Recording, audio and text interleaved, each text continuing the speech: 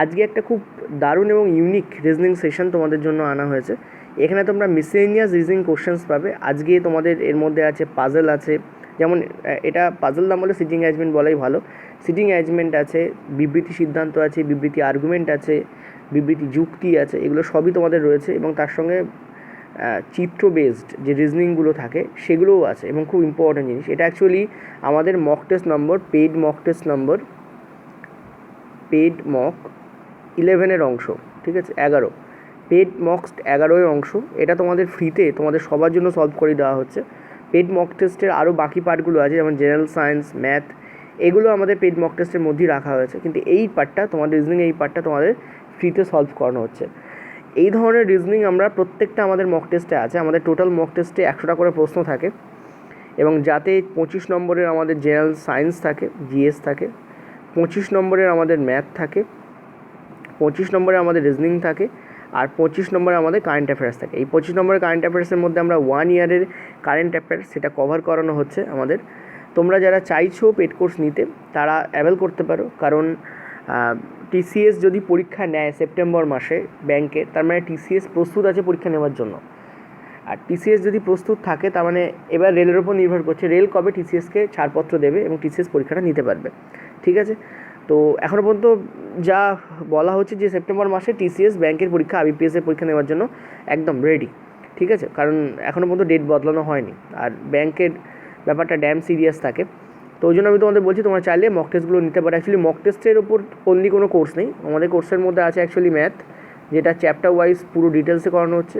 তার সঙ্গে 40টা mock test তোমাদের আছে, ঠিক আছে, এরকম 100 মার্কসের। আর তার সঙ্গে তোমাদের আছে বায়োলজি। এই তিনটে নিয়ে আমাদের পেড কোর্স, ঠিক আছে। যদি তোমরা চাও তোমরা অ্যাভেল করতে পারো।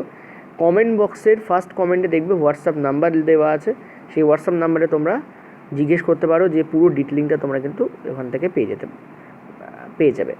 আচ্ছা, আজকে আমরা 76 দাগ থেকে স্টার্ট করছি। অ্যাকচুয়ালি আমাদের পেড মক টেস্ট 11-এর, ঠিক আছে, রিজনিং পোর্শনটাই অনলি তোমাদের এখানে করানো হচ্ছে। চলো, এটা ফ্রিতে দেওয়ার কথা ভাবা হয়েছে, ওই জন্য তোমাদের দেওয়া হচ্ছে। দেখো, বলা হচ্ছে কি একজন ব্যক্তি একটি বর্গাকার টেবিলে আছে, এটা একজন ব্যক্তি, এটা রং হয়েছে, একটি বর্গাকার টেবিলের একে অপরের দিকে মুখ করে বসে আছে, ঠিক আছে। একটি বর্গাকার টেবিলে কী হয়েছে, একে অপরের দিকে মুখ করে বসে আছে এই ব্যক্তিরা, ঠিক আছে। এই ব্যক্তিরা বসে আছেন, কারা কারা বসে আছেন, EFGH IJKL। বলেছে প্রতিটি ধারে দুজন করে ব্যক্তি আছে। দেখো 1 2 3 4 5 6 7 8 8জন ব্যক্তি আছে। এই হচ্ছে আমার বর্গাকার টেবিল। এই বর্গাকার টেবিলের প্রত্যেকটা ধার, তাহলে 1 2 3 4 5 6 7 8, এই 8 জনের জন্য আমি জায়গা করে নিলাম। এবং এরা প্রত্যেকে কী করেছে, একে অপরের দিকে মুখ করে বসে আছে। 3জন মহিলা সদস্য আছেন, যারা কী হয়েছে, একে অপরের পাশাপাশি নেই, অর্থাৎ তারা একে অপরের পাশাপাশি কিন্তু বসে নেই। Important point. আচ্ছা, কী বলছে দেখো, বলছে জে এল অ্যান্ড এফের মাঝখানে বসে আছে। দেখো, এল আর এফকে বসাতে হবে, তবেই তো জে বসতে পারবে, ফলে এটা ইনডেফিনিট পয়েন্ট। নেক্সট হচ্ছে জি আই এবং এফের মাঝখানে বসে আছে, এটাও ইনডেফিনিট পয়েন্ট, কারণ আই আর এফের পজিশন আমরা জানি না, তবেই তো আমরা জিকে বসাতে পারবো। এইচ একজন মহিলা, জে এর বাম দিক থেকে দ্বিতীয় স্থানে বসে আছে, এটা একটা ডেফিনিট পয়েন্ট। আমি যদি জেকে এখানে রাখি, তুমি যেখানে খুশি রাখতে পারো, আমি জেকে এই পজিশনে রাখছি, আমি যদি জেকে এখানে রাখি, ঠিক আছে, তাহলে এইচ কোথায় বসবে, এইচ কিন্তু আচ্ছা চলো একটা কাজ করি, আমরা জেকে এখানে দিয়ে দিই, ঠিক আছে। যদি আমরা জেকে এখানে রাখি, তাহলে এইচ কোথায় বসবে, এইচ বসবে এখানে।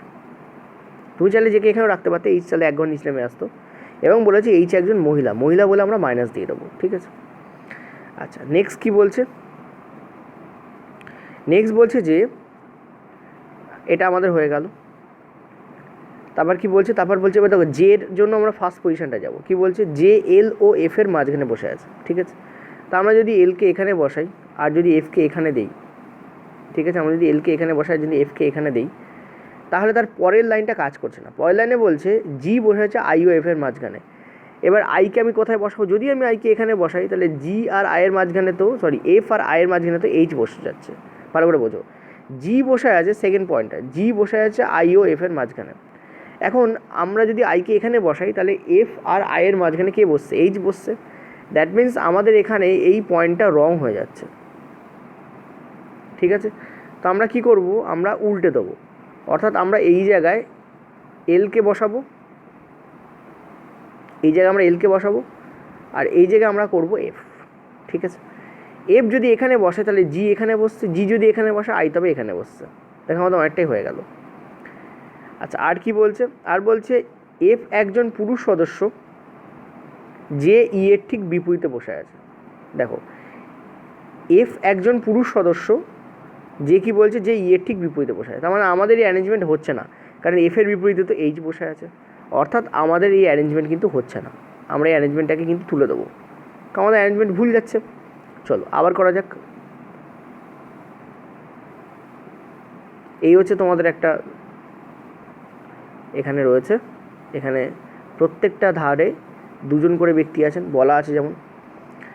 আচ্ছা, আবার চলো, আমরা একটা ডেফিনিট পয়েন্ট পেয়েছিলাম, কোনটা, এই এইচের পার্টটা। এইচ একজন মহিলা সদস্য যে জের বাম দিক থেকে তৃতীয় স্থানে বসে আছে। এবার আমরা কাজ করি, জেকে আমরা এখানে বসাই, জেকে এখানে বসালে এইচ আমাদের এখানে বসছে, ঠিক আছে।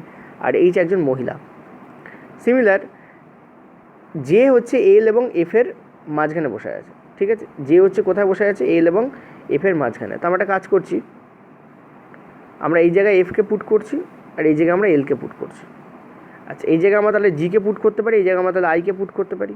আর বলছি এফ একজন পুরুষ সদস্য যে ই এর বিপরীতে বসে আছে, তাহলে ইকে আমরা এখানে পুট করতে পারি, ই এর বিপরীতে বসে আছে। ই এ একজন মহিলা সদস্য, তাও বলা আছে। আর কি বলা আছে, এফ এবং আয়ের মাঝখানে একজন মহিলা সদস্য আছে। দেখো এফ এবং আয়ের মাঝখানে কে আছে, জি আছে, জি একজন মহিলা সদস্য। তার মানে আমাদেরকে এখানে তিনজন মহিলা সদস্যকে পেয়ে গেছি। এক হচ্ছে জি, দুই হচ্ছে ই, তিন হচ্ছে এইচ। এই তিনজনই হচ্ছে মহিলা সদস্য এবং তিনজনই দেখো কেউ কারোর পাশাপাশি বসে নেই, ঠিক আছে। যেটা ইম্পর্টেন্ট পয়েন্ট এখানে লেখা আছে যে কেউ কারোর পাশাপাশি বসে নেই, ক্লিয়ারলি দেখতে পাচ্ছ। এখানে তাহলে বাকি কে আছে, কে বাকি আছে, তো কে এখানে বসিয়ে দাও। কে ডেফিনেটলি পুরুষ সদস্য হবে, যাদেরকে আমরা প্লাস দিচ্ছি তারা সবাই পুরুষ, ঠিক আছে, এরা সবাই পুরুষ, বাকিরা কিন্তু মহিলা। মহিলা কারা কারা, এই জন্য হচ্ছে ওম্যান সদস্য আছে, ঠিক আছে। দেখো আমার এখানে হয়ে গেল। আচ্ছা, এবার আমরা একটু প্রশ্ন করে নেবো, ঠিক আছে। এর উপর প্রশ্ন ছিল, সেগুলো আমরা দেখে নেবো। চলো, প্রথম প্রশ্ন কি বলছে, নিচের জুটিগুলির মধ্যে কারা হলো তিনজন মহিলা সদস্য। একটু আগে বলেছে জি, ই আর এইচ হচ্ছে মহিলা সদস্য। তো দেখো এখানে কোথায় আছে, প্রথম অপশানটা দেখো। আচ্ছা, প্রথম অপশানে তো নান আছে, বি দাগ দেখো, জি, ই এবং এইচ। এই যে জি, ই এবং এইচ, তো অ্যান্সার এখানে কী হবে তোমাদের, বি এখানে কারেক্ট অ্যান্সার হবে। নেক্সট চলো পরেরটাতে। পরের প্রশ্ন 77 দাগ, আই এর বিপরীতে কে বসে আছে।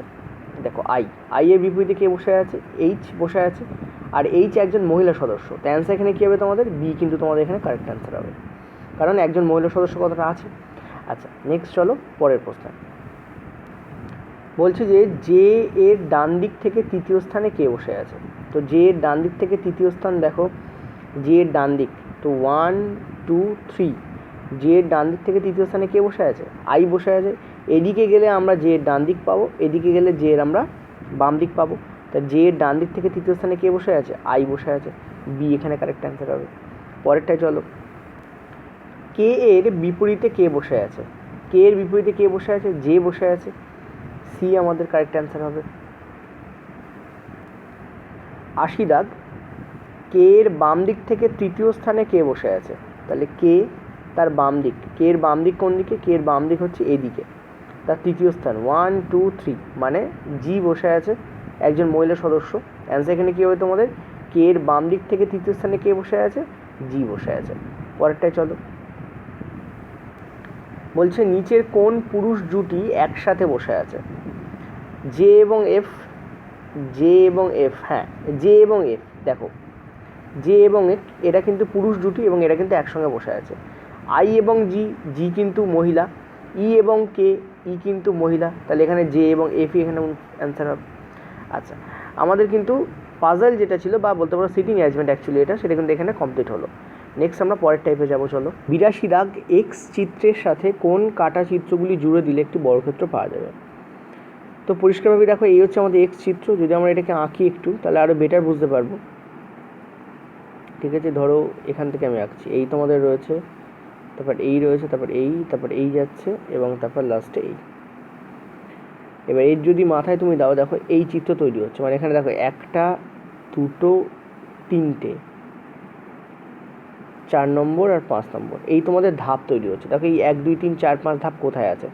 প্রথমটায় দেখো, প্রথমটা নেই, তারপরেরটা ইয়েস, দেখো 1 2 3 4 5টা, দেখো এই বি তোমাদের কারেক্ট অ্যান্সার হবে। এটাও নেই, এটাও নেই, ঠিক আছে। আচ্ছা, নেক্সট চলো 83 দাগে। পরের প্রশ্নটা, কোন কাটা চিত্রগুলি জুড়ে দিলে একটি ত্রিভুজ পাওয়া যাবে? ভেরি ইম্পর্টেন্ট প্রশ্ন। দেখো ওটি এঁকে তোমাদের দেখাই। এখানে উত্তর তোমাদের হবে বিসিডি। কীভাবে হবে দেখো, এই হচ্ছে তোমাদের প্রথম পার্টটা যেটা ওখানে দেওয়া আছে, ঠিক আছে, এবং এই করা আছে। আমাকে যদি এটাকে ত্রিভুজে পরিণত করতে হয় তাহলে 1 তো এখানে এই লাগবে, আর 2 এই দাগটা তোমাদের বাড়বে, ঠিক আছে, এই দাগটা তোমাদের বাড়বে, এই তো হবে। এবার আমি একটা কাজ করছি, আমি এখান দিয়ে যদি এটাকে টেনে দিই, ঠিক আছে, তুমি ক্লিয়ারলি দেখো যে ছবিটা দেওয়া আছে বিতে, সেটা তোমাদের এই উপরের পার্টটা তৈরি হচ্ছে, আর সি যে পার্টটা, ঠিক আছে, সি এর পার্টটা কোনটা? সি, এইটা হচ্ছে তোমাদের সি পার্ট, এই যে সি, আর ডি পার্ট কোনটা? এইটা হচ্ছে তোমাদের ডি। তাহলে বি, সি এবং ডি মিলে কিন্তু দেখো এই ত্রিভুজটা তৈরি হচ্ছে। তো অ্যান্সার তোমাদের কী হবে? বিসিডি। এটা খুব ইম্পর্টেন্ট প্রশ্ন। এরকম ধরনের চিত্র দিলে এভাবে এঁকেই দেখতে হবে, এছাড়া কোনো উপায় নেই তেমন করে, ঠিক আছে।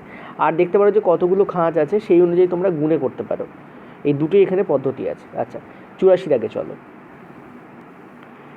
আচ্ছা, নিচের কোনটি সঠিক দর্পণ চিত্র যদি দর্পণকে পি কিউ অবস্থানে রাখা হয়? দেখতে পাচ্ছি পি আর কিউ অবস্থানে দর্পণকে রাখা হয়েছে। আচ্ছা, এক্ষেত্রে আমি তোমাদের অনেকবার বলেছি যে অপশান এলিমিনেশন পদ্ধতি ইউজ করবে, খুব ইজি হবে। অপশান এলিমিনেশন যদি আমরা ইউজ করি তাহলে আমরা দেখতে পাচ্ছি যে আমাদের বি তো প্রথমে কেটে যাচ্ছে, কারণ বিয়ে দেখো এই যে সার্কেলটা আছে এটা হচ্ছে ফিল আপ সার্কেল নেই, আর নিচের সার্কেলটা ফিল আপ আছে। নিচের সার্কেলটা কী আছে? ফিল আপ আছে, সেটা উপর উঠে গেছে। এখন ডান দিকে বা বাম দিকে মিরর রাখলে আপ ডাউন চেঞ্জ হয় না, মানে এটা কেটে গেল। নেক্সট হচ্ছে সি। সি এর দেখো ফিগার আলাদা আছে, এই যে ফিল আপ পার্টটা নেই সি এর, এটা কেটে গেল। ডি এর ক্ষেত্রে দেখো ত্রিভুজ উল্টে গেছে, অর্থাৎ আপ ডাউন চেঞ্জ হয়েছে, তো এটা উল্টে গেল, মানে হবে না তোমাদের।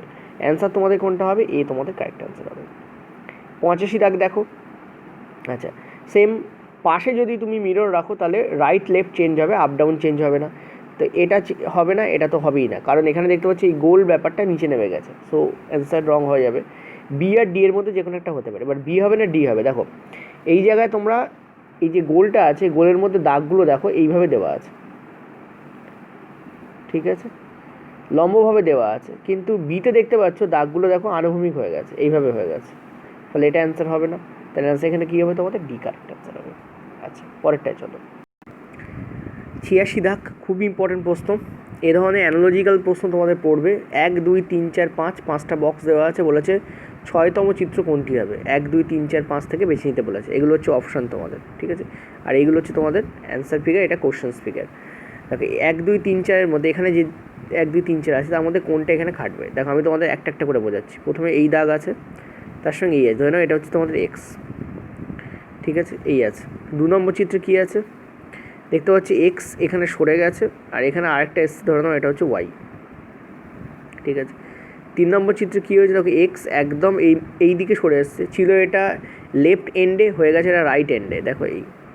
তারপরে কী আছে? ওয়াই দেখো মাঝখানে যেমন আছে তেমন আছে, আরেকটা ফিগার এখানে এসছে, সেটা হচ্ছে আমরা ধরে নিচ্ছি জেড এসছে, ঠিক আছে। সিমিলারলি দেখো তারপরে কী হয়েছে? তারপরে দেখো এক্স যেভাবে ছিল সেইভাবে উপর দিকে চলে গেছে, ঠিক আছে। এক্স ছিল এই অর্ধচন্দ্রাকারভাবে, সেইভাবে দেখো ঠিক উপর দিকে চলে গেছে। ওয়াই চলে এসছে এবার একদম রাইট এন্ডে, আর জেড চলে এসছে মাঝখানে, ঠিক আছে। দেখতে পাচ্ছি এটা এ চিত্র, এটা বি চিত্র, এটা সি চিত্র, এটা ডি চিত্র, ঠিক আছে। মাঝখানে আর একটা দেখো এসছে, ধরে নাও এটা হচ্ছে এ, এটা হচ্ছে তোমাদের ওয়াই, এটা হচ্ছে তোমাদের জেড, আর একটা এখানে ইন্ট্রোডিউস করানো হয়েছে এ, নতুন একটা এসছে। সিমিলারলি এরপরে কী হবে? এরপরে এক্স সরে গেছে দেখো মাঝখানে, ঠিক আছে, এটা হচ্ছে তোমাদের ই চিত্রে, ই চিত্রে দেখো এক্স সরে গেছে মাঝখানে, ঠিক আছে। জেড চলে এসছে একদম ধারে, এ চলে এসছে মাঝখানে, আর একটা এখানে তোমাদের ইন্ট্রোডিউস করানো হয়েছে, দেখো বি চলে এসছে। আর ওয়াইটা কোথায় গেল? ওয়াই দেখো যেমন ছিল, ওয়াই যেমন ছিল তেমন হয়ে দেখো উপরে চলে গেছে, ঠিক আছে। ওয়াই দেখো যেমন ছিল এরকম ছিল, দেখো ওয়াই ওপরে চলে গেছে। এর পরেরটা কী হবে, দেখো এর পরে কী হবে, এফ নম্বর চিত্রটা আমাদের খুঁজে বার করতে বলা হচ্ছে। এফ মানে 6, 6 নম্বর চিত্র। কী করতে হবে, দেখো এ চলে আসবে তোমাদের এখানে, সিমিলারলি বি চলে আসবে তোমাদের এখানে, এবং আর একটা এখানে কী হবে, ইন্ট্রোডিউস করানো হবে। ঠিক আছে, আর একটা এখানে কী হবে, তোমাদের ইন্ট্রোডিউস করানো হবে। এবার দেখো সবসময় মনে রাখবে যেটা সরে যাচ্ছে তার উল্টো মুখটা এখানে ইন্ট্রোডিউস করানো হচ্ছে, মানে এখানে কিন্তু এই দিকটা ইন্ট্রোডিউস করানো, অর্থাৎ সি এখানে আসবে প্রথম কথা। এবার দেখো এক্স চলে যাবে তোমাদের কোথায়, এক্স একদম এখানে চলে যাবে, ওয়াই চলে যাবে তোমাদের এখানে, আর সিমিলারলি জেড যাবে উপরে, জেড যেমন আছে তেমন হয়ে উপরে যাবে, অর্থাৎ জেড এই হচ্ছে তোমাদের জেড। তাহলে অ্যান্সার দেখো এই ফিগারটা তোমাদের চিত্রটা অ্যান্সার হবে। কোন চিত্রটা অ্যান্সার হবে, এই লাস্ট যেটা করেছি এটাই তোমাদের অ্যান্সার হবে। তো দেখে নাও এটা কোথায় আছে, দেখো এক দাগটা খেয়াল করো, এক দাগটায় তোমাদের আছে আছে আছে না, এক দাগ তোমাদের হবে না। কেন হবে না, কারণ এই দুটোর জন্য হবে না, এই দুটোর জন্য ভালো করে দেখো, এখানে এক্স আর ওয়াইকে দেখো, হবে না। নেক্সট তোমার দু দাগ দেখো, দু দাগেও হবে না, দু দাগে দেখতে পাচ্ছি তিনটে সেম আছে, তো গেল কেটে। তিন দাগ দেখো, তিন দাগে তোমাদের তিন দাগ হতে পারে, দেখছি দাঁড়াও, তিন দাগটা একবার দেখো, হ্যাঁ সি বি এ হচ্ছে তোমাদের সি, এ হচ্ছে তোমাদের বি, ঠিক আছে, এই হচ্ছে তোমাদের এ, সেম ফিগার আছে C B A, okay. Z Y X, Z okay same figure, Y এটাও same figure, X same figure, yes, তিন এখানে কারেক্ট অ্যান্সার হবে। ঠিক আছে, আচ্ছা বাকিগুলো একবার দেখে নিই, এটা তো হবেই না দেখতে পাচ্ছি। আচ্ছা এখানেও হ্যাঁ পাঁচও হবে না, অর্থাৎ তিন এখানে কারেক্ট অ্যান্সার হবে, দেখো অ্যান্সার বেরিয়ে গেল। ঠিক আছে, আমি অ্যানালাইটিক্যাল করে তোমাদের একদম মানে অ্যানালাইজ করে দেখালাম। এইভাবে কিন্তু এই ফিগারগুলোকে একবার দেখতে হয়, মনে রাখবে এগুলোকে নাম যদি দাও পরীক্ষার সময় অনেক ইজিলি হয়, হয়তো দেরি হবে কিন্তু কারেক্ট হবে। নেক্সট চলো পরেরটাতে, পরেরটা 87 দাগ দেখো।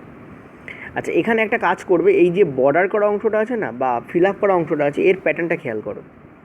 এটা দেখো একদম ডাউনে আছে, এটা দেখো মিডলে চলে এসছে, এটা দেখো আপে চলে গেছে, সিমিলারলি এটা দেখো আবার ডাউনে চলে এসছে, এটা দেখো মিডলে আছে, তার মানে পরেরটা কী হবে, আবার আপে যাবে।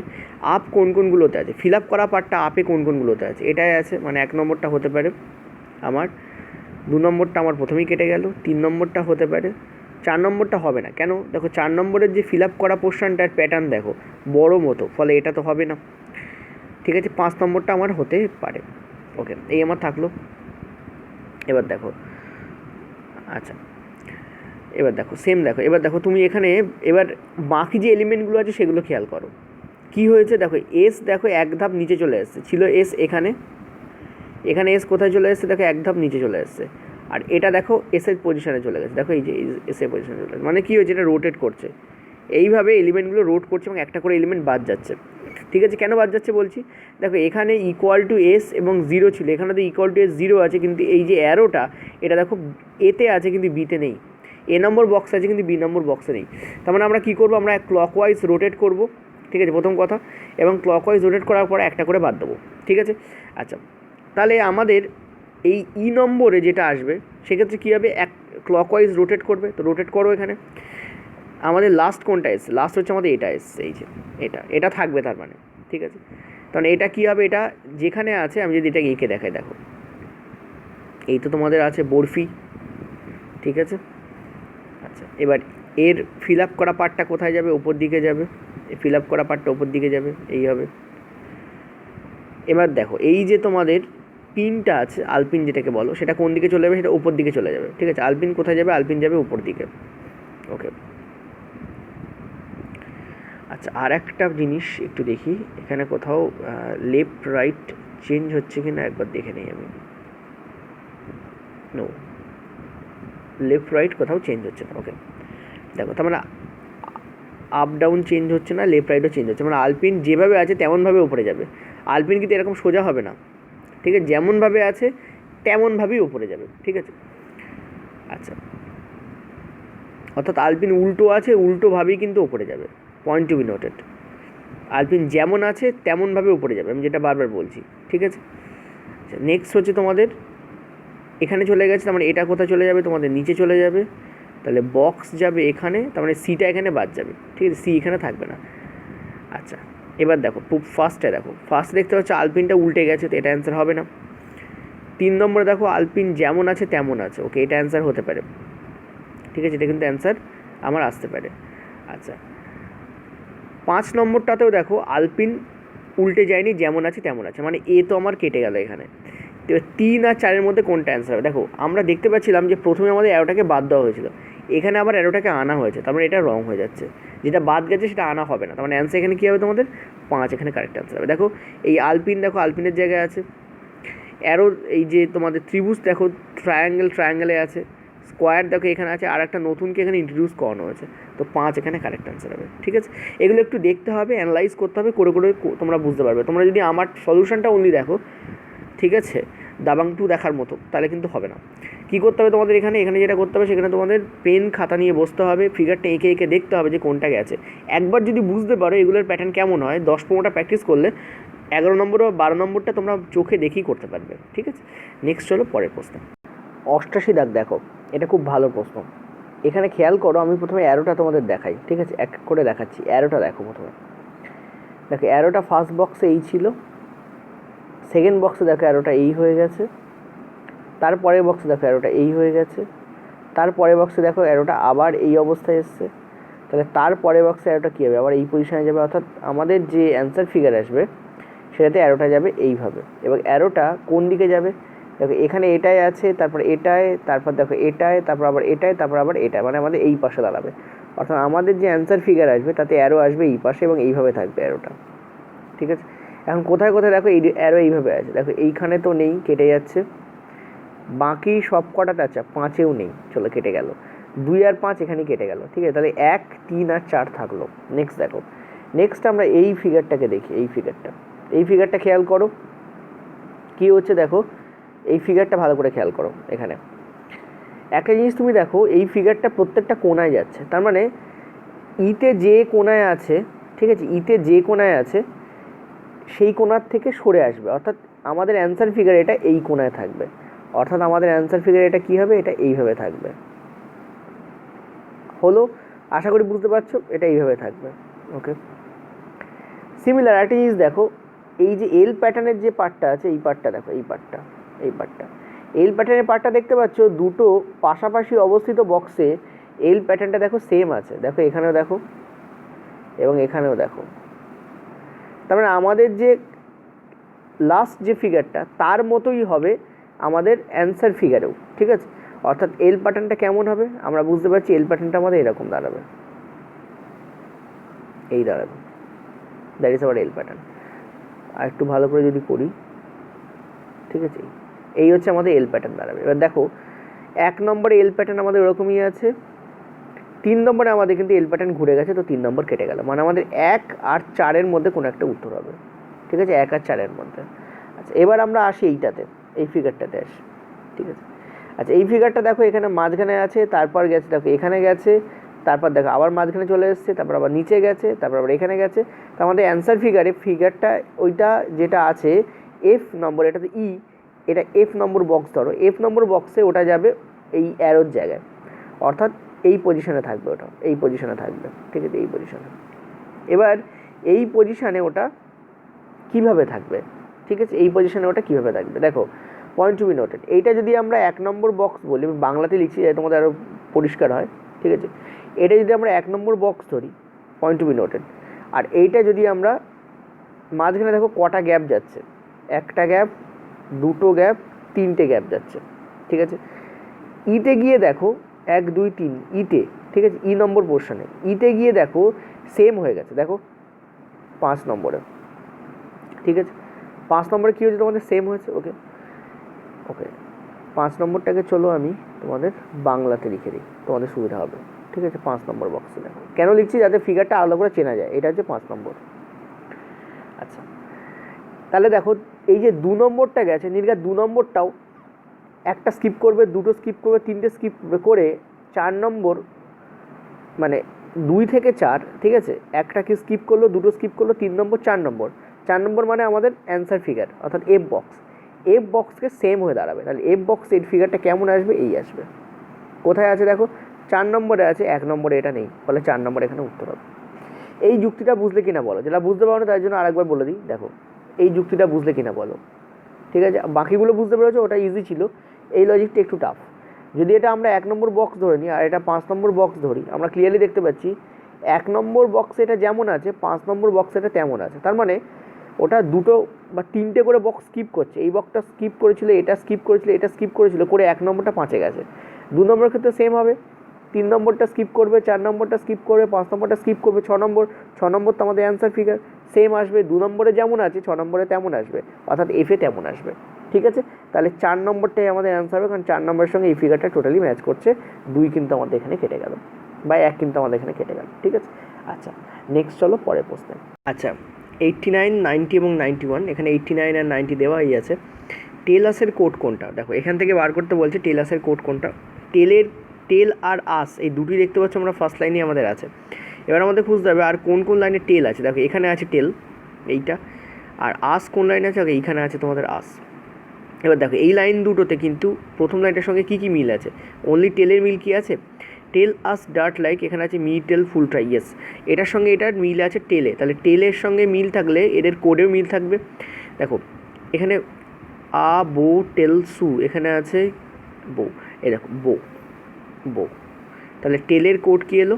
টেলের কোড এলো আমার বো। সবসময় মনে রাখবে এই ধরনের রিজনিংয়ে আলাদা করে একটু লিখে নিতে হয়। তুমি এখানে ডিরেক্টলি করতে পারবে, কিন্তু আলাদা করে লিখে নেওয়ার একটা দারুণ অ্যাডভান্টেজ আছে, পরে গিয়ে বুঝতে পারবে। ঠিক আছে, আচ্ছা নেক্সট দেখো আমাদের লাস্টে আছে পাইপ পেল আস ফুল, এখানেও দেখো তোমাদের শুধু আসের সঙ্গেই মিল আছে, তাহলে এখানে কিসের কিসে মিল আছে? আ, এই যে, তাহলে আসের এখানে কোড কী হবে তোমাদের? এ এ, তাহলে টেল আসের কোড কী হবে? আ বো, এই যে সি তোমাদের এখানে কারেক্ট অ্যান্সার হবে। নেক্সট পয়েন্ট হচ্ছে কে এল এর ইকুয়াল টু কোন শব্দটি বোঝাচ্ছে। ঠিক আছে, কে এল কোথায় আছে? দেখো কে এল তোমাদের এইখানে আছে, এই যে কে এল আছে। আর কোথায় কে এল আছে? আর কোথাও এই যে এইখানে কে এল আছে, দেখো এই জায়গায়। তাহলে এই দুটোর মধ্যে মিল পাবে। দেখো মি টেল ফুল ট্রাই, এখানে আছে পাইপ পেল আস ফুল, তাহলে কে এল এর কোড কী হবে তোমাদের? ফুল হচ্ছে কে এল এর কোড। ঠিক আছে, ফুল, তাহলে অ্যান্সার এখানে কী হবে? সি এখানে কারেক্ট অ্যান্সার হবে। ঠিক আছে, তোমরা জানো অনেকেই যে আমাদের পেড কোর্স স্টার্ট হয়েছে টিসিএস প্যাটার্নে, তবে বাংলা ভার্সানে পেড কোর্সটাকে করানো হচ্ছে। যে কোনো সেন্ট্রাল গভর্নমেন্ট এবং যে কোনো স্টেট গভর্নমেন্ট পরীক্ষার জন্য একদম উপযুক্ত। সিজিএল, ক্যাট এবং CBT2 এই কোশ্চেন্সগুলো তোমাদের ইনভলভ করানো আছে। বেসিক টু ভেরি অ্যাডভান্স করানো হচ্ছে, অ্যারিথমেটিক করানো হচ্ছে এবং অ্যাডভান্স অ্যারিথমেটিকও করানো হবে। জিওমেট্রি, মেন্সুরেশন, কোঅর্ডিনেট জিওমেট্রি, ট্রিগ্নো এবং অ্যালজেব্রা এগুলো সবই আছে। Math is for all examination, mock টেস্টটা শুধুমাত্র রেলের জন্য অ্যাপ্লিকেবল, তবে মক টেস্টের মধ্যে কারেন্ট অ্যাফেয়ার্স, রিজনিং থাকছে এবং ম্যাথও থাকছে 25 নম্বরের। যেহেতু এই তিনটে সব পরীক্ষাতেই পড়ে, ফলে এই পার্টটা তোমরা সব পরীক্ষার জন্য ইউজ করতে পারো। ওকে, 1 ইয়ারের যে কারেন্ট অ্যাফেয়ার্স সেটাই মক টেস্টের মধ্যে ইনক্লুড করে দেওয়া হয়েছে, আর 1 ইয়ারের কারেন্ট অ্যাফেয়ার্স পিএসসি বলো, WBCS বলো, রেল বলো, সিজিএল বলো, সব কটাতেই লাগবে। ডেফিনেটলি বেঙ্গলি ভার্সন, এটা মাথায় রাখতে হবে, বাট অলটাই কভার করানো হচ্ছে। Biology it's tremendously for rail, biology only for rail. ঠিক আছে, আর মোর ডিটেলসের জন্য যেমন কোর্স ফি কত হতে পারে, কোর্স ডিউরেশান কি, এক্সটেন্ড করবে কি না, ভিডিওগুলো কতদিন দেখতে পাবো, সব কিছু জানার জন্য তোমরা হোয়াটসঅ্যাপে তোমরা অ্যাপ্লাই করতে পারো বা তোমরা হোয়াটসঅ্যাপ করতে পারো। 92 দাগ দেখো, উৎপাদন জাতীয় দ্রব্যের মূল্য বৃদ্ধি করলে সামঞ্জস্য বজায় রাখতে শ্রমিকদের মজুরি বৃদ্ধি করা প্রয়োজন। এখানে দুটো পয়েন্ট ভেরি ইম্পর্ট্যান্ট, একটা হচ্ছে তোমাদের সামঞ্জস্য বজায় রাখতে। ঠিক আছে, এই পয়েন্টটা very important, just a minute. Okay, উৎপাদন জাতীয় দ্রব্যের মূল্য বৃদ্ধি করলে, দেখো মূল্য বৃদ্ধি করলে সামঞ্জস্য বজায় রাখতে। সামঞ্জস্য শব্দের অর্থ কী? সামঞ্জস্য শব্দের অর্থ হচ্ছে যদি এটা বাড়ে তো ওটা বাড়বে যদি সমানুপাতিক সম্পর্ক থাকে, যদি এটা কমে তো ওটাও কমবে যদি সমানুপাতিক সম্পর্ক থাকে। আর যদি ব্যস্তানুপাতিক সম্পর্ক হয় তার মানে কী হবে? এটা বাড়লে ওটা কমবে, ওটা বাড়লে এটা কী হবে? তোমাদের কমবে। অর্থাৎ সামঞ্জস্য শব্দের অর্থ হচ্ছে সমানুপাতিক ভাবটাকে বজায় রাখা। ঠিক আছে, আশা করি বুঝতে পারছো, সেম টু সেম হওয়া কোনো জিনিস। আচ্ছা, এবার 1 নম্বর দাগটা দেখো, এখান থেকে বিবৃতি সিদ্ধান্ত আমাদের স্টার্ট হচ্ছে। শ্রমিকদের মজুরি বৃদ্ধি পেলে উৎপাদন বৃদ্ধি পায়। এখানে উৎপাদন জাতীয় দ্রব্যের মূল্য বৃদ্ধির ফলাফলটা বলা আছে, অর্থাৎ উৎপাদন জাতীয় দ্রব্যের মূল্য যদি বৃদ্ধি হয় তাহলে শ্রমিকদের মজুরি বৃদ্ধি করা প্রয়োজন। কিন্তু শ্রমিকদের মজুরি বৃদ্ধি পেলে উৎপাদন মূল্য বৃদ্ধি করার প্রয়োজন কি না সেটা নিয়ে কোনো কিছু বলা নেই, তাই জন্য এটা কিন্তু কেটে যাচ্ছে। অর্থাৎ শ্রমিকদের মজুরির ওপর উৎপাদন মূল্য নির্ভর করে কি না সেটা বলা নেই, কিন্তু উৎপাদন মূল্য ওপর শ্রমিকদের মজুরি নির্ভর করে সেটা কিন্তু এখানে বোঝা যাচ্ছে। নেক্সট হচ্ছে উৎপাদন জাতীয় দ্রব্যের মূল্য কমে গেলে শ্রমিকদের মজুরি হ্রাস পায়। এবার দেখো এখানে তোমাদের বলেছে উৎপাদন জাতীয় মূল্যের দ্রব্যের মূল্য বৃদ্ধি করলে সামঞ্জস্য বজায় রাখতে। তার মানে সামঞ্জস্য শব্দের অর্থ কী একটু আগে বললাম, এখানে সমানুপাতিক সম্পর্ক দেখা যাচ্ছে, অর্থাৎ বৃদ্ধি পেলে বৃদ্ধি পাচ্ছে, তার মানে কমে গেলে হ্রাস পেতে পারে। ঠিক আছে, তাহলে এখানে 1 নম্বরটা তো সঠিক হচ্ছে না, কিন্তু 2 নম্বরটা কিন্তু এখানে সঠিক হচ্ছে, কারণ এর ভেতরে 2 নম্বরটা রয়েছে। অনেক সময় কী হয়, বিবৃতিতে যা বলা থাকে সেটা তো ডিরেক্টলি ফলো হয়ও, এমনকি ভেতরে যে মিনিং আছে সেটাও কিন্তু ফলো আপ হয়। এখানে কারেক্ট তোমাদের কী হবে, কেবলমাত্র দ্বিতীয় সিদ্ধান্তটা কিন্তু সঠিক হচ্ছে। খবরদার যেন এই হ্রাস বা কমে যাওয়া দেখে কেটে দিও না, কারণ এখানে বৃদ্ধি আছে। ওখানে বলেছে সামঞ্জস্য বজায় রাখতে, মানে কি ওটা বৃদ্ধি পেলে এটা বৃদ্ধি পাচ্ছে, তার মানে কি ওটা হ্রাস পেলে এটা হ্রাস কিন্তু পাবে। তো কেবলমাত্র দ্বিতীয় সিদ্ধান্ত কিন্তু এখানে সঠিক হচ্ছে। নেক্সট দেখো, 90% ওষুধ বিদেশ থেকে আমদানি করে ওয়াই দেশ। এবার বলছে দেশটিতে ওষুধ তৈরির কাঁচামালের প্রাধান্য নেই। দেখো, আমদানি কখন করা হয়, কোনো জিনিস আমদানি তখন করা হয় যখন দেশে ঘাটতি পড়ছে। ঠিক আছে, আর ঘাটতি কখন হয় দেশে, যখন উৎপাদন ব্যবস্থা ঠিক না থাকে। উৎপাদন কখন ঠিক না থাকে, যখন পরিকাঠামো দুর্বল হয়। পরিকাঠামোর মধ্যে কিন্তু অনেক কিছু পড়ে, যেমন কাঁচামাল পড়তে পারে পরিকাঠামোর মধ্যে, কাঁচামালের অভাব আছে হতে পারে, অর্থনৈতিক বন্টনের অভাব, অর্থাৎ ইনভেস্ট করার লোকের অভাব, সোজা কথা বলতে টাকা পয়সার অভাব। 3 নম্বর হতে পারে দক্ষ শ্রমিকের অভাব। 4 নম্বর হতে পারে ওখানে যে মেশিন কেনা হয়েছে বা তার খরচ, ইলেকট্রিসিটি খরচ হতে পারে, জমির খরচ হতে পারে, ঠিক আছে, একটা মেনটেনেন্স খরচ হতে পারে, শ্রমিকের খরচ হতে পারে, এরকম অল টাইপ। অর্থাৎ এই পরিকাঠামোর মধ্যে সব কটা পড়ে যাচ্ছে। এবার দেশটিতে ওষুধ তৈরির কাঁচামালের প্রাধান্য তেমন নেই, অর্থাৎ এই কারণটা, এর যে কারণ, সেই কারণটা কি, আমরা কোনো জিনিস আমদানি কখন করি। ধরো সাপোজ তোমাকে বলা হলো তোমাকে প্রতিদিন বাজারে যেতে হয়, তার মানে কি তুমি নিত্য কেনো এবং নিত্য সেটা খরচ করো, তার ফলেই তো তোমাকে মজুদ না রাখার কারণে তোমাকে আবার বাজার থেকে কিনতে হয়। ঠিক আছে, অর্থাৎ আমি বারবার বলছি বিবৃতির ক্ষেত্রে কী হয়, ভেতরে অনেক মিনিং থাকে, সেটাও কিন্তু যদি সিদ্ধান্তের সঙ্গে মিল খায় বা ম্যাচ করে তাহলে কিন্তু সিদ্ধান্ত সঠিক হয়। এবার দেখো এখানে দুটোই কারেক্ট হতে পারতো, কিন্তু যেহেতু পরিকাঠামো কথাটা নিচে দেওয়া রয়েছে, আর পরিকাঠামোর মধ্যে যদি কাঁচামালও ইনক্লুড হয়, তাই জন্য আমরা 2 নম্বরটাকে সঠিক বলবো। এর কারণ কোনো একটা বিষয়কে প্রাধান্য নেই, মানে কাঁচামালের প্রাধান্য নেই, এই কারণেই কেবলমাত্র বিদেশ থেকে আমদানি করতে হয়, এটা নাও হতে পারে। হতে পারে কাঁচামালের প্রাধান্য আছে, বাকিগুলোর অসুবিধা আছে, অর্থাৎ পরিকাঠামো তেমন নেই, এটা হচ্ছে সঠিক জিনিস। পরিকাঠামোর মধ্যে সব করে ঢুকে যায়। অ্যান্সার এখানে কী হবে তোমাদের, কেবলমাত্র দ্বিতীয়টা সঠিক। পয়েন্ট টু বি নোটেড, দ্বিতীয়টা কিন্তু সঠিক, এটা কিন্তু হবে। ঠিক আছে, আচ্ছা এই ধরনের বিবৃতি সিদ্ধান্ত একটু মাথায় রাখবে, এগুলো খুব দারুণ বিবৃতি সিদ্ধান্ত।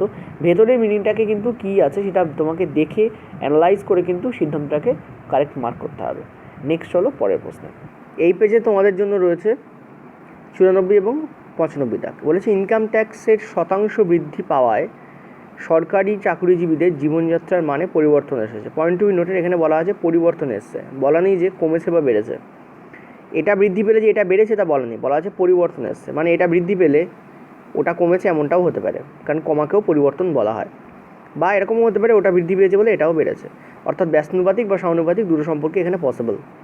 নেক্সট বলছে জীবনযাত্রার মান উন্নত করতে ইনকাম ট্যাক্স বাড়ানো উচিত। আমি প্রথমেই বললাম যে জীবনযাত্রার মান যে উন্নত হচ্ছে তা এখানে বলা নেই, বলেছে পরিবর্তন এসছে, দ্যাট মিনস কমতেও পারে, সো এটা তো কেটেই যাচ্ছে, কনফার্মলি বলা নেই। নেক্সট হচ্ছে ইনকাম ট্যাক্স বাড়লে জীবনযাত্রার মান অবনত হয়। আবারও বলছি, বাড়লে অবনত হয় বা উন্নত করার জন্য মানে বাড়ানো উচিত বা বৃদ্ধি পাওয়া উচিত, এই দুটো জিনিস কনফার্ম হবে যদি পরিবর্তন সম্পর্কে মানে শব্দটা যে আছে তার মিনিংটা পরিষ্কার হতো। পরিবর্তন শব্দ মানে হচ্ছে কমলেও তাকে পরিবর্তন বলা হয়, বাড়লেও তাকে পরিবর্তন বলা হয়। ঠিক আছে, ধরো 1 আছে, তার থেকে যদি নিচে নেমে যায় লেভেল 0-তে পৌঁছে যায়, এটাও পরিবর্তন। ধরো 1 আছে, তার থেকে যদি বেড়ে সেটা 2 নম্বরে পৌঁছে যায়, এটাও পরিবর্তন। সুতরাং আমরা বলতে পারি এখানে কোনোটাই পসিবল নয়। অ্যান্সার এখানে কী হতে আমাদের, কোনো সিদ্ধান্ত সঠিক নয়। আচ্ছা 95 দাগ, ভেরি ইম্পর্ট্যান্ট। বিজ্ঞাপনদাতা এটা প্রতর্ক, এটা সিদ্ধান্ত আছে একই পেজে, দেখো সিদ্ধান্ত বিবৃতি সিদ্ধান্ত রয়েছে আর প্রতর্ক রয়েছে, তোমাদের খুব সুবিধা হবে এটাকে রিলেট করতে। যে তোমরা অনেক সময় বলো যে স্যার কোনটা প্রতর্ক কোনটা সিদ্ধান্ত, বুঝতে অসুবিধা হয়। দেখো বিবৃতি সিদ্ধান্তের ক্ষেত্রে আমরা জানি যে বিবৃতিতে যা থাকে তার বাইরে বেরোনো যায় না। এবার দেখো বিবৃতিতে যা আছে মানে যা লেখা আছে তা তো বটেই, প্লাস ওই লেখাটার ভেতরে যদি কোনো মিনিং থাকে সেটাও। Point to be noted. যেমন তোমরা প্রথম 93 দাগের যে বা 92 দাগের যে বিবৃতি সিদ্ধান্ত ছিল সেখানে দেখতে পাচ্ছিলে যে লেখা আছে তো বটেই, সেটাও যেমন নেওয়া হচ্ছিলো, তার ভেতরে হিডেন মিনিংটাও নেওয়া হচ্ছিলো, এরকমও কিন্তু হয়। বিবৃতির ক্ষেত্রে যেটা লেখা থাকে সেটা তো নেবই, প্লাস তার ভেতরে যে হিডেন মিনিং থাকে সেটাও আমরা নেব। অপরপক্ষে বিবৃতি এবং প্রতর্কের ক্ষেত্রে যেমন বিজ্ঞাপনদাতা এইটা বিবৃতি হয়ে যায়, এক্ষেত্রে এটা বিবৃতি হয়ে যায়, ঠিক আছে। বিবৃতি এবং প্রতর্কের ক্ষেত্রে একটা জিনিস মনে রাখবে, খুব ভালো করে একটা জিনিস মনে রাখবে, সেটা হচ্ছে এক্ষেত্রে বিবৃতিটা হলো যা মুখ দিয়ে তোমার বেরোচ্ছে, আর প্রতর্কটা হলো ওই বিবৃতিটা বলার পেছনে যে কারণটা রয়েছে বা যে মানসিকতাটা রয়েছে, ঠিক আছে। আশা করি বুঝতে পারলে। প্রতর্ক অলওয়েজ মিন করে যেটা মনের ভেতরে আছে, সেটা হচ্ছে প্রতর্ক, আর সেটার ওপর বেস করে তুমি যেটা বলছো সেটা হচ্ছে তোমার বিবৃতি, ঠিক আছে। তো বিজ্ঞাপনদাতা বলছে ওয়াই সোপ ক্ষয় কম, অর্থাৎ ওয়াই সোপের ক্ষয়টা কম হয়, চলে বেশি দিন।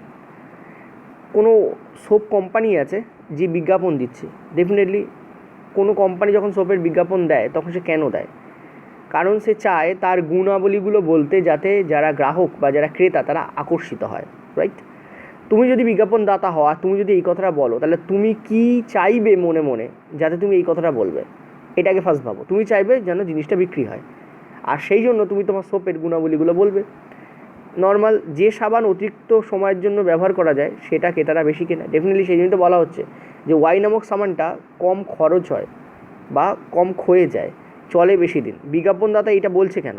এই কারণেই বলছে, কারণ যাতে এটা বলার ফলে ক্রেতারা সেটা বেশি কেনে, কারণ ক্রেতারা এটাও জানে অতিরিক্ত সময়ের জন্য কোনো জিনিস ব্যবহার করা গেলে সেটা লাভবান হয়, মানে তারা সেইটা কিনলে লাভবান হবে। ওকে, তো প্রতর্ক 1 এখানে কারেক্ট হচ্ছে। নেক্সট হচ্ছে প্রতর্ক 2, কঠিন সাবানে ক্ষারের পরিমাণ বেশি। বিজ্ঞাপনদাতা এই কথাটা যে বলছে, তুমি ধরো বিজ্ঞাপনদাতা, তুমি কি এইটা চিন্তা করবে, এই প্রতর্ক 2টা কি চিন্তা করে এই কথাটা বলবে? না কিন্তু। তো প্রতর্ক 1টা এখানে কারেক্ট, প্রতর্ক 2 কিন্তু এখানে কারেক্ট হচ্ছে না, তো প্রথমটা সঠিক। নেক্সট হলো পরের প্রশ্ন। পরেরটা কি বলছে দেখো, 96 দাগ, বিবৃতি ভারতনাট্যম প্রতিযোগিতায় নলিনী তার নাম নথিভুক্ত করেছে। আচ্ছা, কোনো ব্যক্তি যদি এই কথাটা বলে যে ভারতনাট্যম প্রতিযোগিতায় নলিনী তার নাম নথিভুক্ত করেছে, তার সম্ভাব্য মানসিকতা কী হতে পারে বা মনে মনে সে কী ভাবছে যে সে কথাটা বলবে? নলিনী ভারতনাট্যম প্র্যাকটিস করে, ডেফিনেটলি এটা তো প্রতর্ক 1 কারেক্টই হচ্ছে। প্রতর্ক 2 হচ্ছে প্রতিযোগিতায় কেবলমাত্র ভারতনাট্যম শিল্পীরা ছাড়া, মানে শিল্পীরাই নাম লিখিয়েছে এমন নয়, এটা ভেবে কেউ উপরে কথাটা বলে না। তো প্রতর্ক 1 কারেক্ট, ঠিক আছে, প্রথমটা সঠিক হচ্ছে। নেক্সট হচ্ছে অ্যাসিড হামলা আটকাতে দোকানদারদের অ্যাসিড বিক্রির সময় তাদের নাম নথিভুক্ত করা প্রয়োজন, কারণ যাতে যিনি অ্যাসিড কিনছেন তিনি যদি হামলাকারী হন তাহলে তাতে দ্রুত যাতে কী করা যায়, চিহ্নিতকরণ করা যায়। এটা কিন্তু কারেক্ট হচ্ছে, ঠিক আছে। কেউ অ্যাসিড কিনে নিয়ে যাচ্ছেন এবং তার মনে দূরভিসন্ধি রয়েছে, নেগেটিভ চিন্তাভাবনা রয়েছে, ঠিক আছে, কাউকে আক্রমণ করার মতো ইচ্ছা রয়েছে, তার যদি নামটা নথিভুক্ত থাকে তাহলে কিন্তু ডেফিনেটলি তাকে দ্রুত চেনা যায়, সেখানে 1 নম্বরটা ডেফিনেটলি কারেক্ট। নেক্সট হচ্ছে নাম নথিভুক্ত থাকলে প্রয়োজনীয় আইনত ব্যবস্থা গ্রহণ করতে সুবিধা হবে। দেখো, ওপরের বিবৃতিতে আইনত ব্যবস্থা নিয়ে কিছু বলা নেই, ঠিক আছে, ওপরের বিবৃতিতে কিন্তু আইনত ব্যবস্থা নিয়ে কিছু বলা নেই, যেহেতু বলা নেই সেহেতু আমরা এটাকে রাইট করতে পারবো না। তো এখানে অ্যান্সার তোমাদের কী হবে? 1, সিদ্ধান্ত 1 হচ্ছে এখানে কারেক্ট, প্রথমটা সঠিক। আচ্ছা, নেক্সট হলো পরেরটায় যাবো আমরা, যারা আর্ধেক এখানে রয়েছে অলরেডি, 98 দাগ, চলো তার বাকিটা দেখে নেবো। আচ্ছা, 98 দাগ, সঠিক যুক্তিটি বাছুন। লকডাউন কি, এটা লকডাউনে হবে, সরি, লকডাউনে কি সম্পূর্ণ ফ্রি রেশন সিস্টেম চালু করা প্রয়োজন? আচ্ছা, হ্যাঁ, 70% মানুষের আয় কমে যাওয়ায় এটি তাদের জন্য অত্যন্ত সাহায্যকারী প্রমাণিত হবে। না, সম্পূর্ণ ফ্রি রেশনিং সিস্টেম সরকারের আয় সারা বছর বহুল পরিমাণে কমিয়ে দেবে, যার চাপ পরবর্তীকালে এসে পড়বে নিম্নবিত্তদের ওপরে। দেখো, এখানে বলেছে সম্পূর্ণ ফ্রি রেশনিং সিস্টেম, ঠিক আছে, ঠিক আছে, সম্পূর্ণ ফ্রি রেশনিং সিস্টেম, সম্পূর্ণ ফ্রি রেশনিং সিস্টেম তুমি যদি চালু করো তাহলে এই 70% মানুষের পাশাপাশি যারা এই মানুষগুলোর মধ্যে পড়ে না, মানে যাদের আয় কমেনি, তারাও কিন্তু এটা লাভ ওঠাবে।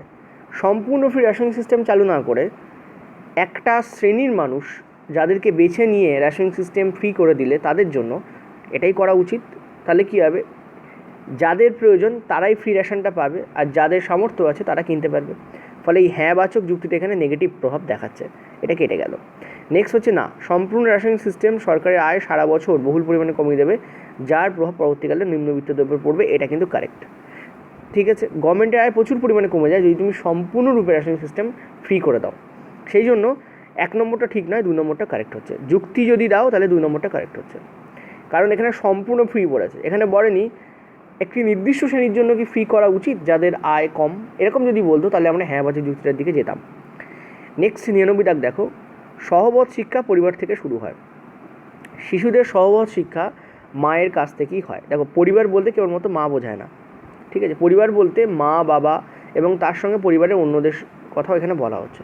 শুধুমাত্র পরিবার শব্দের অর্থ মাকে নেওয়া ঠিক নয়, ওই জন্য এটা কেটে যাচ্ছে। নেক্সট হচ্ছে একজন শিশুকে সঠিক সহবত শিক্ষা দিলে সমাজ উন্নতি লাভ করবে। দেখো, এখানে সামাজিক উন্নতির কথা বলা হয়নি, সেখানে এটাও কিন্তু কেটে যাচ্ছে। এখানে অ্যান্সার তোমাদের কী হবে, কোনোটাই সঠিক নয়।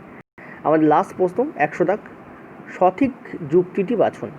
কি বলছে, রিজার্ভেশন সিস্টেম কি দেশের পক্ষে ক্ষতিকারক? হ্যাঁ, এতে সঠিক গুণের বিচার হয় না। না, রিজার্ভেশন সিস্টেম পিছিয়ে পড়া জাতি উপজাতি মানুষদের উন্নতি করতে সাহায্য করবে। এখানে অ্যাকচুয়ালি দুটোই সম্ভব, এটাই কারেক্ট। রিজার্ভেশন সিস্টেম মনে রাখবে দেশের পক্ষে ক্ষতিকারক, ঠিক আছে। হ্যাঁ, এতে সঠিক গুণের বিচার হয় না। রিজার্ভেশন সিস্টেমের ক্ষেত্রে কি হয়, রিজার্ভেশন সিস্টেম কাকে বলে তোমরা অবশ্যই জানো, SC ST OBC বা কোনো নির্দিষ্ট জাতি বা উপজাতির জন্য একটা সিট বলতে পারো বা একটা opportunity, seat is a kind of opportunity, সেটাকে বরাদ্দ রাখা, ঠিক আছে। ওকে, তো এখানে বলছে হ্যাঁ সঠিক গুণের বিচার হয় না।